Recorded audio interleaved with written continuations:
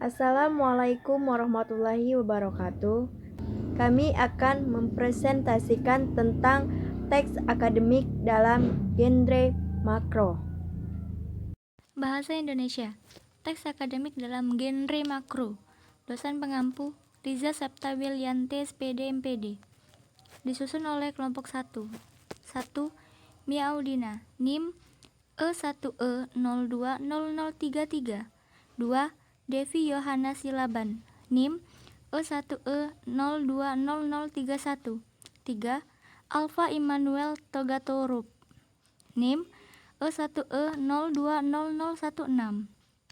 4. Nova Sari Lumban Raja, NIM E1E020030. 5. Sumarjani Barutu, NIM E1E020026. 6. Della Wahyuni, NIM E1E02009. Prodi Pemanfaatan Sumber Daya Perikanan, kelas PSP B, Universitas Jambi 2020. Teks akademik menyajikan teks akademik dalam genre makro. Teks akademik atau teks ilmiah dapat berwujud dalam berbagai jenis, misalnya ulasan buku, proposal penelitian, laporan penelitian, dan artikel ilmiah. Penjelasan lanjut. Ulasan buku dapat dikelompokkan menjadi buku ajar dan buku referensi. Proposal merupakan tulisan rancangan yang berisi rancangan penelitian. Laporan penelitian dapat dikelompokkan menjadi laporan penelitian dan laporan kegiatan. Artikel ilmiah dapat dikelompokkan menjadi artikel penelitian dan artikel konseptual. Jenis-jenis tersebut merupakan genre makro yang di dalamnya terdapat campuran dari beberapa genre mikro, seperti deskripsi, laporan, prosedur, eksplanasi, eksposisi, dan diskusi. Genre makro adalah genre yang digunakan untuk menamai semua jenis teks dalam keseluruhan, dan genre mikro adalah subgenre yang terdapat di dalamnya dan dipayungi oleh genre makro tersebut. Ciri-ciri teks akademik atau teks ilmiah antara lain sederhana, padat, objektif, dan logis. Secara umum, teks akademik ditandai oleh sifat-sifat baku, logis, lugas, dan objektif. Perbedaan teks akademik tulisan dan teks non-akademik lisan. Teks 1 cenderung lisan, non-akademik, non-ilmiah. Pada buku ini, kita bertujuan untuk menelaah bagaimana. Teks 2 cenderung tulis, akademik, ilmiah.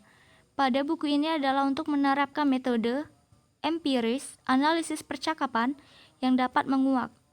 Memahami struktur teks genre makro. Teks makro merupakan teks yang berisikan tentang sebuah informasi yang berasal dari berbagai narasumber. Teks makro berbeda dengan teks mikro. Perbedaan teks makro dapat dilihat dari struktur teksnya. Salah satu teks dalam genre makro adalah teks wawancara, berdasarkan pemodelan teks genre makro tersebut. Berikut merupakan teks yang membangun genre makro. 1. Orientasi. Orientasi merupakan bagian struktur yang berkaitan dengan waktu, ruang, dan suasana di dalam sebuah teks genre makro. Orientasi juga berisi tentang peninjauan untuk menentukan sikap, arah, tempat, dan sebagainya yang tepat dan benar. Pandangan mendasari pikiran, perhatian, atau kecenderungan. Orientasi merupakan gambaran umum tentang pemilihan materi yang akan digunakan sebagai wawancara. Gambaran umum karya atau benda tersebut bisa berupa paparan tentang nama, kegunaan, dan sebagainya. 2. Pernyataan pendapat. Pernyataan pendapat berisikan gagasan utama atau prediksi penulis tentang sebuah permasalahan yang berdasarkan fakta. 3. Argumentasi. Argumentasi menjelaskan secara lebih mendalam pernyataan pendapat atau tesis yang diyakini kebenarannya oleh penulis melalui pengungkapan fakta-fakta sebagai penjelasan argumen penulis. 4. Penutup. Penutup biasanya berupa sebuah penegasan kembali tesis atau pendapat yang dikemukakan oleh penulis tetapi dengan kalimat yang berbeda. Ciri kebahasaan teks genre makro. 1. Kalimat kompleks. Kalimat kompleks adalah kalimat yang terdiri atas lebih dari satu aksi, peristiwa, atau keadaan sehingga mempunyai lebih dari satu verba utama dalam lebih dari satu struktur.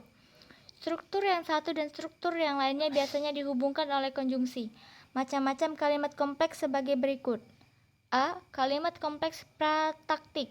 B. Kalimat kompleks hipotaktik. 2. Kata rujukan.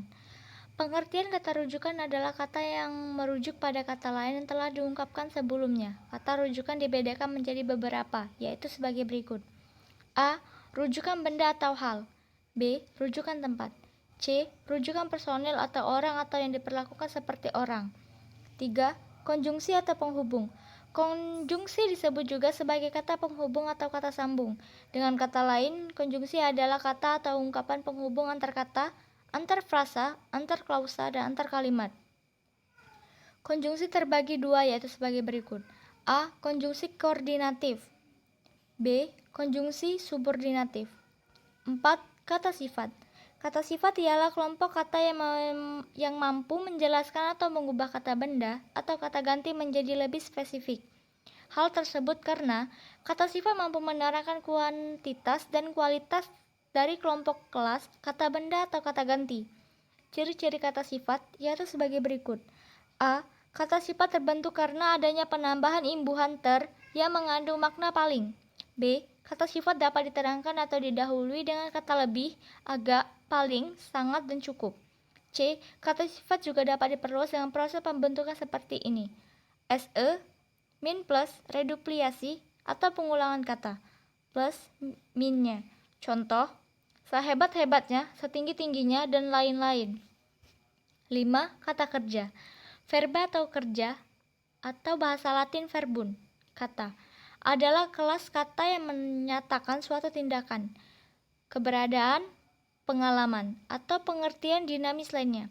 Jenis kata ini biasa menjadi predikat dalam suatu frasa atau kalimat. Ciri-ciri kerja, yaitu sebagai berikut. A. Biasanya bukan kata pertama dalam suatu kalimat. B. Dapat didahului oleh kata-kata, seperti akan, hendak, sedang, sudah, dan hampir. C. Tidak didahului oleh awalan ter yang berarti paling. 6. Kata keterangan. Kata keterangan dibagi menjadi dua, yaitu sebagai berikut. A. Kata keterangan waktu. B. 6. Kata keterangan. Kata keterangan dibagi menjadi dua, yaitu sebagai berikut. A. Kata keterangan waktu. B. Kata keterangan tempat. Kesimpulan. Teks akademik tergolong ke dalam genre aktual bukan genre fiksional. Sebagai besar teks akademika yang dikutip sebagai tugas pada poin-poin di atas adalah artikel ilmiah. Teks akademik yang demikian itu tergolong ke dalam genre faktual bukan genre fiksional. Teks dikatakan faktual karena teks-teks ditulis berdasarkan kenyataan empiris bukan pada rekaan atau hayalan. Berikut ini link referensi yang kami ambil. Baiklah, itu saja dari kami. Jika ada yang ingin tanyakan, silakan tanyakan di kolom komentar. Baik, terima kasih. Wassalamualaikum warahmatullahi wabarakatuh.